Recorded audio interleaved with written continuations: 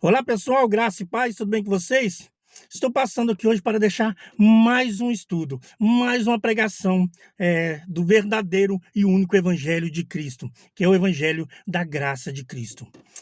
Hoje, o meu amigo do canal MGR está trazendo um estudo muito completo sobre a tal Santa Ceia, que não tem base bíblica para ser chamado de Santa Ceia. Não tem base nas Escrituras falando Santa Ceia. E sim, era uma Páscoa judaica. Você que não é inscrito no canal, se inscreva no canal Comunidade Cristã Geração da Graça. Inscreva lá no canal do nosso amigo lá, né? MGR, né? O canal lá, que eu tenho certeza que vai ter muitos vídeos que vai te ajudar numa libertação de mente, beleza? E é isso aí. Fica aí com vídeo, sem achismo, sem versículos isolados. Tenho certeza que vai te ajudar muito numa libertação de mente. Amém? Fica aí com o vídeo. Um abraço. Eleitos do Senhor, sejam todos bem-vindos. Esse é o canal Ministério Graça Revelada e eu sou seu irmão em Cristo, Alexandro Marques, de Ipiaçu, Minas Gerais, para o Brasil e o mundo. Vamos hoje com mais um tema polêmico. Nunca foi ceia, te enganaram, me enganou, enganou você. E sinto muito em dizer a você, meu querido irmão, que está aqui nesse canal pela primeira vez, está ouvindo aí, veio pelo tema e quer saber o que de fato é ceia. Porque esse tema nunca foi ceia, te enganaram? Sim, eu vou mostrar hoje para você o que de fato é ceia. Precisamos abordar, dentro desse assunto que Paulo vai tratar à igreja de Corinto, né, principalmente aí no capítulo 11, do versículo 17 a seguir, nós vamos ver o que de fato Paulo queria ensinar à igreja de Corinto. O que estava acontecendo com aqueles irmãos. O que de fato foi ceia, ceia do Senhor. E muitos vão na epígrafe, e aí a Sociedade Bíblica do Brasil coloca lá para induzirem mais as pessoas ao erro dizendo Santa Ceia do Senhor. E aí você entra nesses templos religiosos, eu participei, e tem uma mesa até escrito lá, bordado o nome. Santa Ceia do Senhor, ou Santa Comida. Existe Santa Comida? Essa é a pergunta. Vamos lá! Olha só, 1 Coríntios 11, 17. Mas nisto que agora prescrevo não posso elogiá-los, porque vocês se reúnem não para melhor, e sim para pior. Era o fato que estava acontecendo na igreja de Corinto. O que estava acontecendo lá? Vamos lá, em hoje, então, tratar nesse assunto aí. Primeiro eu tenho que saber o que de fato é ceia. Será que ceia seria um pedacinho de pão sovado? Um pedacinho de pão que não mata a fome de um recém-nascido de um mês? Um pouquinho de suco? Seria isso uma ceia? Bom, primeiro eu tenho que entender que ceia é a última refeição que se faz antes de dormir, que é uma refeição noturna. Isso é uma ceia, é um banquete, mas não um pedacinho de pão e um pouquinho de suco. Tem nada a ver. Isso não é ceia. É um pedacinho de pão e um pouquinho de suco. E diz que isso traz comunhão. Mas quem não participa... E muitos deles, inclusive dentro da minha cidade, estão preocupados com os irmãos que estão em graça, dizendo que eles estão realmente pervertidos, que eles estão sem comunhão, que eles estão desviados e que, morrendo, vai para o inferno, sem saber o que é de fato o inferno, o que significa a palavra inferno. Vamos lá. Será que Jesus, durante o seu ministério terreno, mas ainda participando da sua última ceia com seus discípulos, do seu último jantar, que é uma comida, ele celebrando a Páscoa judaica, será que ele estava instituindo isso para a igreja futura depois da sua morte? Principalmente aos gentios? Se Cristo é o fim da lei, lembrando que essa Páscoa, ela é uma ordenança do próprio Deus ao povo de Israel, que nós vamos ler daqui a pouquinho, que tem um símbolo, um significado muito importante. Veja que Paulo está dizendo que Paulo não podia elogiá-los, louvar os irmãos de Corinto, porque eles estavam reunindo não para melhor, senão para pior. Então eu disse para você que ceia é um jantar, é uma refeição noturna e é um banquete. Sim, vamos lá. Jesus participou de ceia judaica, sim ou não? Sim. Vamos ler? Olha só, Mateus 26, 18. E ele lhes respondeu, falando aos discípulos: vão até a cidade, procurem certo homem e digam: o mestre diz, o meu tempo está próximo. E em sua casa celebrarei o quê? A Santa Ceia do Senhor ou a Páscoa? Páscoa. Que Páscoa? Páscoa judaica somente para o povo hebreu, somente para os judeus. Então ele ia celebrar a Páscoa com os meus discípulos. 19. E eles fizeram como Jesus lhes havia ordenaram e prepararam o quê? A Páscoa. A pergunta é, será que Jesus instituiu essa Páscoa judaica? Seria isso símbolo? Seria uma ordenança de Jesus para a igreja que logo iria surgir após a sua morte e ressurreição? Seria isso? Vamos lá. Quem poderia participar dessa Páscoa judaica? Estrangeiro poderia participar? Olha só, leia todo o capítulo de Êxodo, ou seja, todo o capítulo 12 de Êxodo. Você vai entender lá perfeitamente qual o significado e o porquê da ordenança, da instituição dessa Páscoa que vem de Pessá, de passagem. Olha só, o cordeiro deverá ser comido numa só casa. Não levem nada de carne para fora da casa, nem lhe quebrem osso nenhum, que também tem um significado, né, tipificando o próprio Cristo que estava na cruz quando os soldados queriam lhe quebrar as pernas, né? E tem um símbolo muito importante isso aqui. Veja bem, olha essa outra passagem. É para quem essa Páscoa? Toda a congregação de Israel fará. Será que Jesus realmente estava instituindo na sua última ceia, na sua última Páscoa com seus discípulos, essa Páscoa judaica? Lembrando que foi o qual nós estamos lendo, que foi para a congregação de Israel. Lembrando que há requisitos para o estrangeiro, ou seja, aquele que não pertence à descendência judaica para participar. Como assim? Leia. Porém, se algum estrangeiro, ou seja, gentil, se hospedar com você, se hospedar na casa de algum judeu, e quiser celebrar a Páscoa do Senhor, o que tinha? Havia uma necessidade de algo ser feito. E o que era? Leia. Que primeiro sejam circuncidadas todas as pessoas do sexo masculino. Ponto e vírgula. Depois disso, depois dessa circuncisão, em todos os machos dos estrangeiros, daqueles que queriam participar, só depois poderá observar a Páscoa, ou seja, participar da Páscoa. E será como o natural da terra, mas nenhum incircunciso comerá dela.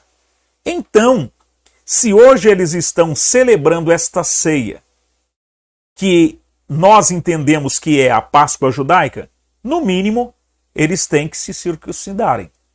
Então, todos os gentios têm que fazer o quê? Se circuncidarem. Porque o que Jesus fez na noite em que foi traído, ele participou de uma Páscoa. Então, se você está participando, celebrando isso, dizendo que Jesus instituiu, sinto muito em te dizer que é uma Páscoa e você tem que ser o quê? Circuncidado. Porque você, aos olhos, né, de Moisés e daqueles que estavam antes da cruz, você era um incircunciso, gentil, estrangeiro, e não poderia participar a menos que fosse circuncidado. Sim ou não? Sim. E aí? Percebe que não é ceia? Te enganaram? Estão enganando o povo? Por quê? Porque quando se fala de ceia, o povo treme. Quando se fala de ceia, eles têm que ir lá. Primeiro que, quando há uma vontade de alguém participar dessa ceia, assim como eu, tive sempre aquela curiosidade, aquele desejo de participar, quando eu não conhecia a revelação da graça, ele tem que, primeiro, supostamente aceitar a Jesus, ele tem que passar por um discipulado antes das águas batismais, depois ele vai para umas águas batismais, que são águas de arrependimento semelhante ao batismo de João Batista, que é um outro assunto. Aí então ele pode participar dessa ceia. Lembrando que depois que ele participa a primeira vez pós o batismo, quando está tudo de conformidade com os parâmetros e ensinamentos da igreja local a qual ele participa, ele tem que continuar fazendo o quê? Para continuar, ele tem que andar tudo de conformidade e mais, ele tem que dar dízimo. Se ele não der dízimo, ele é impedido de participar da ceia, pelo menos aonde eu congreguei dentro das instituições da Igreja Assembleia de Deus. Falo isso com precisão, falo isso com muito afinco, porque eu participei durante 20 anos da minha vida dentro do sistema religioso. Percebe que nunca foi ceia? Ceia é um jantar, e nunca um pedacinho de pão e um pouquinho de suco. Olha só, olha que coisa interessantíssima. Então, todo estrangeiro para participar da Páscoa judaica tinha que fazer o quê? Se circuncidar. E por que as pessoas não se circuncidam? Vamos lá. Lembrando que o que Paulo está abordando, chamando a atenção da igreja, né, de Corinto, lá sobre aquela reunião deles, que daqui a pouco nós vamos entrar lá dentro do assunto, existia na igreja primitiva uma prática chamada festa ágape, né? Essa festa que era uma festa realizada pela igreja primitiva. Então, os agapés ou ágapes eram refeições comunitárias e buscavam priorizar, além dos membros comunitários, pobres, doentes, marginalizados de outros contextos socioculturais. Por assim ser, os agapés rompiam barreiras étnicas, né, de classe e de gênero. Entre outras, eles retratavam com firmeza o papel social da igreja. Isso. Então, essa era a festa ágapes, ou festa do amor, aonde eles faziam o quê? Um momento de confraternização. Lembrando que Paulo, os apóstolos, sempre eles tinham, né, aquele negócio de partir o pão, dar graça, partir o pão, dar graça, e eles partilhavam. Só assim depois eles comiam. E eles pegam isso e se aplicam às chamadas santas ceias feitas a cada domingo, a cada primeiro domingo, ou cada segundo domingo de cada mês. Seria isso? Será que Jesus instituiu Páscoa judaica para a igreja? Eu creio que não. Vamos lá, ver o que de fato Paulo queria ensinar. Leia, por favor. Será um vídeo curto, mas objetivo. Nunca foi ceia. Te enganaram. Se está participando, você está sendo enganado. 1 Coríntios 11, 20. Leia com atenção. Mente de Cristo ativada. Vamos lá. Quando, pois, se reúnem no mesmo lugar, como igreja, reunidos em um lugar, pode ser debaixo do pé de manga, como eles se reuniam nas casas, porque não existiam templos, né, como os templos construídos hoje, como templos denominacionais, com suas placas, enfim. O que acontecia? Quando, pois, se reúnem no mesmo lugar, não é a ceia do Senhor que vocês comem. Não é. Olha o que Paulo vai falar. 21. Porque quando comem, cada um toma antecipadamente a sua própria ceia, a sua própria comida, enquanto um fica com fome e o outro fica embriagado, bêbados. Por quê? Dentro dessas festas, como era uma festa de amor, aqueles que tinham mais condição financeira levavam a comida. Mas quem não tinha também participava. Lembrando que esta festa era uma festa do amor, festa de confraternização, e todos tinham de comer de igual modo. Não havia uma acepção, ou seja, quem não levou, comia junto com aquele que levou, e todos ficavam satisfeitos. Certo? Olha só. Mas o que estava acontecendo? Porque quando comem, cada um toma antecipadamente a sua própria ceia. Ele diz, eu levei, ou eu trouxe para a festa a minha refeição, então eu tenho o direito de comer, sem pensar que ele estava menosprezando aquele que não tinha levado comida. Continua. Aquele que tinha levado bebida, ele enchia o caneco, ficava embriagado, ficava dando bobeira, e na verdade, Paulo vai extrair algo daquilo que aconteceu na noite em que Cristo foi traído e vai ensinar para eles. Vai corrigir eles que não foi aquilo que Cristo ensinou. Vamos lá. Será que vocês não têm casas onde pode comer e beber? Será que vocês não têm casa, não? Vocês precisam se reunir para haver essa divisão, enquanto um come aquilo que trouxe e o que não trouxe fica só olhando, com a barriga vazia? Come lá na sua casa. Ou menosprezam a igreja de Deus? Menosprezar os menos favorecidos, aqueles que não tinham comida para levar. E assim, eles, muitas das vezes por não levar, ficavam esperando comida daquele que levou e não comiam.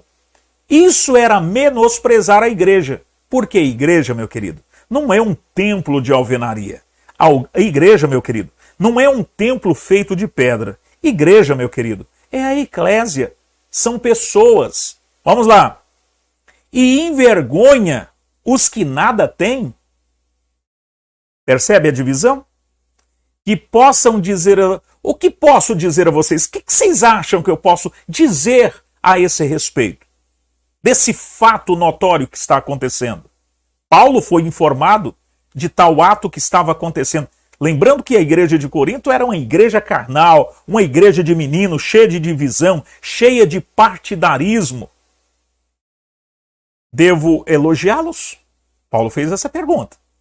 Nisto que está acontecendo, não posso elogiá-los. De maneira nenhuma. 22. Aqui está o que Paulo quer ensinar daquilo que havia acontecido na última Páscoa, no último jantar, na última ceia que Jesus participou. Leia com atenção, abençoado. Paulo vai dizer, porque eu recebi, ou, na verdade, porque eu aprendi do Senhor o que também lhes entreguei. 2 pontos. O que aconteceu? Que o Senhor Jesus, na noite em que foi traído, pegou o pão.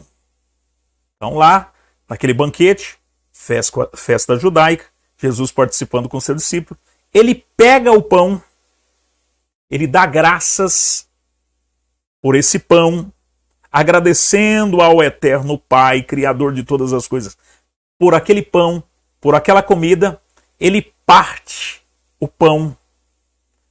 Não só assim, porque foram ensinados partir assim de dar graça, mas é partir assim, um pedaço para cada, porque tinha um símbolo. Ele diz, isto é o meu corpo, vírgula, pão, o pão ázimo, que estava sendo partido. Lembrando que Jesus está vivo. A lei ainda estava em execução. Lei, sombra das coisas futuras, das coisas pós-cruz. Ele deu o pão, depois que deu graça, partiu com cada um dos discípulos e disse: façam isto. Isto que? Repartam, dividem. Este foi o ensinamento. É repartir. Lembra quando Jesus disse que aquele que não comesse da sua carne e nem bebesse do seu sangue teria parte, né, de vida eterna? Não teria comunhão com ele, não tinha direito de vida eterna. Mas comer de que forma? De forma física? Seria isso? Quando nós vimos isso, muitos não entenderam e através por causa daquele discurso saiu, e Pedro disse: Senhor, quem pode ouvir esse discurso é muito duro. Muitos estão indo. E Jesus diz: Pedro, tu não quer ir também não? Ele diz: como, Senhor? Se só o Senhor tem palavra de salvação. Jesus estava dizendo de que haveria uma necessidade do seu corpo ser levado ao madeiro, e de uma forma simbólica, ele é o verdadeiro pão que desceu do céu.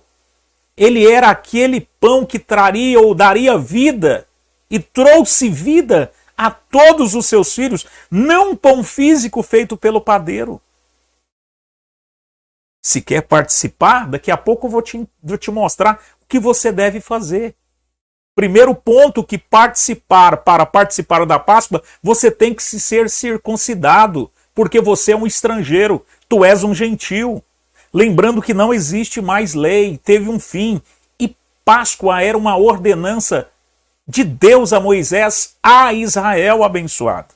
Fazer isso em memória de mim. Do mesmo modo que ele pega o pão, depois que eles comem a Páscoa, Paulo está extraindo o que de fato, aquilo que Jesus fez, o símbolo daquilo que trouxe para ensinar a você. Olha, Jesus ensinou a partilha. Olha só, do mesmo modo, depois da ceia, pegou também o cálice, um pouco de vinho, vinho sem fermento, assim como o pão ázimo, sem fermento, dizendo: esse cálice é a nova aliança no meu sangue. Façam isso, repartam, porque todas as vezes que o beberem, né, em memória de mim. Certo? Veja bem, porque todas as vezes que comerem este pão, ele está relatando ainda algo do que aconteceu lá na última ceia do Senhor, Páscoa judaica, com seus discípulos, para ensinar à igreja de Corinto que haveria uma necessidade de partilha. O que vocês estão reunindo aí nessa festa chamada amor, de amor não tem nada, só tem divisão, só tem partidarismo, estão menosprezando aqueles que nada têm. E Jesus deixou muito claro que na última ceia, com seus discípulos na Páscoa judaica, ele reparte. O significado está não em comer, mas em repartir. O símbolo é o corpo de Cristo sendo partido. Isso é amor. Isso foi a ceia do Senhor. E todas as vezes que comerem este pão e beberem o cálice, vocês estão o quê? Anunciando a morte do Senhor até que ele venha. Jesus não veio, não? Ele está lá na sepultura? Ele não ressuscitou? Essa é a pergunta. Como vamos fazer algo em memória de quem está vivo? O que a igreja está fazendo a cada primeiro domingo de cada mês, ou a cada segundo domingo de cada mês, está comemorando a morte de quem está vivo. Paulo não está ensinando ceia. Paulo não está ensinando Páscoa judaica, meu querido. Ele está mostrando que, de fato, o que Jesus queria ensinar era que haveria um símbolo de partilha, que o seu corpo seria partido não por todos, mas por muitos. Por isso, aquele que comer ou beber o cálice do Senhor de forma indigna será réu do corpo e do sangue do Senhor. Comer de que forma? O que era comer de forma indigna? Era o que eles estavam fazendo. Um comia, enchia a barriga, ficavam todo estupefado, enquanto um estava passando fome. Isso era comer indignamente. Que cada um examine a si mesmo. Examine a si mesmo. O que você está fazendo tem aval? O que você está fazendo está de conformidade com o agrado do Senhor? O que você está fazendo, você que hoje tem tem condição financeira de comer bem, dizendo à igreja de Corinto. Examine-se, será que a sua consciência não é golpeada por aquilo que você está fazendo? Comendo e deixando aquele que tem fome sem comer? Será que você não tem uma consciência nítida, limpa diante de Deus para dizer que é uma necessidade de partilha, assim como Cristo partilhou o seu pão, símbolo do seu corpo, assim como foi repartido por muitos, símbolo de vida? Seria isso? Assim mesmo e assim como... E que cada um examine a si mesmo. Então, se você examinou, viu que é uma necessidade de partilha e que todos têm que comer em comum, então coma do pão e beba do cálice. 29. Pois quem come e bebe sem discernir o corpo, e o que é não discernir o corpo? É não discernir um pão? Não, dizendo esse pão aqui é o corpo de Cristo. E tem gente que vai além. Ele põe o pão na boca e ele diz, e tem gente, eu já ouvi gente dizer, irmão, o irmão comeu indignamente o pão e o pão virou carne e ficou cheio de sangue a boca. Não, ele só pode ter mordido na língua, porque isso não existe. Isso é misticismo, abençoado. Pois quem come e bebe sem discernir o corpo, que corpo? O corpo de Cristo é um pedaço de pão? O corpo de Cristo não é a eclésia, não é a igreja? Não somos nós? Somos um só corpo. Isso é de modo figurado. Então, quem come e bebe sem discernir o corpo, sem entender que aquele que não tem é o seu irmão, que aquele que não tem e você tem, você deve compartilhar com ele, isso é discernir. Agora, quando você não está discernindo, não entendendo que aquele, por mais pobre que seja, é seu irmão, você não está discernindo o corpo de Cristo. Pois quem come e bebe sem discernir o corpo ele está fazendo o quê? Ele come e bebe para quê? Para juízo. Para quem? Para si, porque é um juízo, porque Deus haveria de cobrar. Né? É por isso, olha só, quando não era partilhado, quando não havia realmente, estava executando o símbolo da partilha, daquilo que Cristo fez, lá na última Páscoa com os seus discípulos. É por isso que há entre vocês muitos fracos e muitos doentes. Porque o cara não tinha condição, o outro tinha, mas não dividia, o cara ficava fraco. Depois da fraqueza vem a doença. E depois da doença vem a morte. É o que está escrito. É por isso que há entre vocês, aí, porque vocês não sabem discernir o corpo, vocês não sabem o que é igreja, há essa dissensão, esse partidarismo, esse individualismo entre vocês. Vocês não entenderam nada daquilo que Cristo ensinou lá na sua última Páscoa com os discípulos. Vocês não aprenderam bulufa de nada que ele quis ensinar a partilha, o partir. Muitos fracos, muitos doentes e não poucos que dormem. Dormir aqui está no sentido, sim, de morte física. O cara está doente, fraco, o abastardo, aquele que se diz o irmão, não compartilhavam com eles. Muitos morreram. Porque se nós julgássemos a nós mesmos, se você tivesse pelo menos a consciência de julgar os atos que você está fazendo, você não seria julgado. Não é assim? Se eu tivesse, pelo menos, como diz o outro assim, se eu pudesse pelo menos julgar os meus atos, dizendo, mas será que eu estou fazendo? Está de acordo? Será que o que eu estou fazendo aqui está de acordo com a vontade do Eterno? Se você julgasse, tivesse esse poder de se julgar a si mesmo, ninguém julgava a ninguém. Ninguém seria julgado. É isso que Paulo está falando. Mas quando vocês estão sendo julgados, vocês estão sendo o quê? Somos disciplinados pelo Senhor.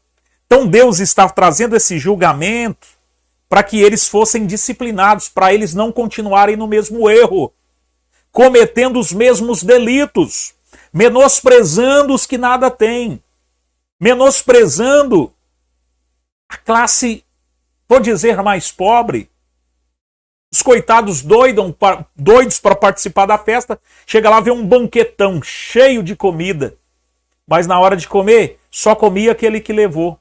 Como ele não levou, está participando da festa, e o que levou não entende nada de partilha, que não levou ficava só lambendo os beiços. E com isso, ia ficando doente, fraco, e muitos já tinham perdido a sua própria vida por falta de alimento, né? Para não sermos condenados com o mundo. Assim, meus irmãos, olha que palavra, é partilha ou é comer um pedacinho de pão e tomar um suco, dizendo que isso é comunhão? Deixa de ser menino, rapaz. Assim, meus irmãos, quando vocês se reúnem para comer, quando vocês se reunirem para confraternizar, para banquetear, esperem uns pelos outros. É porque você trouxe, você tem que comer primeiro, não. Tem alguém que não trouxe. Parta com ele, porque Jesus ensinou.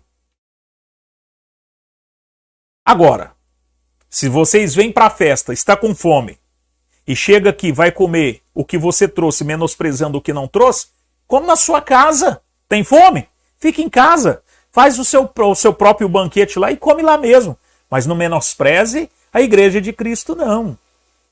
É isso que Paulo está falando. Come em casa, a fim de que vocês não se reúnam para juízo, para condenação, para serem disciplinados pelo Senhor.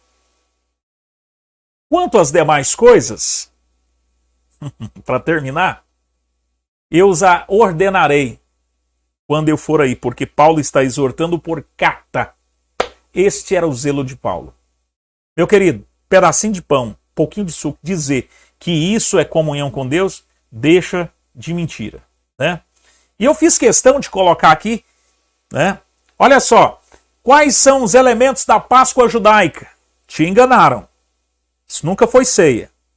Ceia é jantar, refeição noturna, com uma guloseima bacana. Olha a Páscoa judaica. No jantar da Páscoa, há alguns elementos importantes para os judeus, como o cordeiro assado. Tem cordeiro aí todo primeiro e segundo domingo de cada mês? Não. Que cordeiro? Ah, mas tem... Não, você está comendo pão. Estou falando de elemento de Páscoa, porque você está celebrando Páscoa. Tem cordeiro? Pães ázimos. O pão que você come tem fermento. Né? Mas tem uns que vai além. Não, o nosso pão não tem fermento. Mas não é esse o significado abençoado. É partilha. Ervas amargas. Tem erva amarga aí? Tem não. Ervas doces e o molho doce com cor de tijolo? Também não, sei que não tem. Na época das celebrações no templo, o cordeiro pascal era sacrificado lá no próprio local, ou seja, no próprio local, no templo. Lembrando que enquanto eles estavam na peregrinação, eram sacrificados em casa. Um cordeiro para cada família e não poderia sobrar nada. Nada cozido e nada frito, tudo assado. Osso, nenhum que poderia quebrar. Meu querido, você não está participando de ceia. Deixa de meninice. Nunca foi ceia, te enganaram. E lembrando que a Páscoa que Jesus participou, na noite em que foi traído, tem um símbolo muito importante, que é o símbolo da partilha. O símbolo da comunhão. O símbolo do amor. O símbolo da confraternização. Vamos juntos avançar, porque avançar se faz necessário.